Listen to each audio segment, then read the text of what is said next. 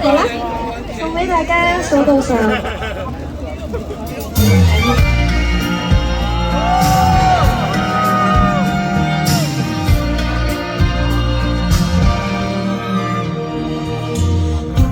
瞬間，擂台上面離開，打碎了上了情，放去到絕境，剩下線索讓身體急甦醒，信念偏靜，心境但是練成，而敗北仍可給後期人走遠的彩屏，因此當你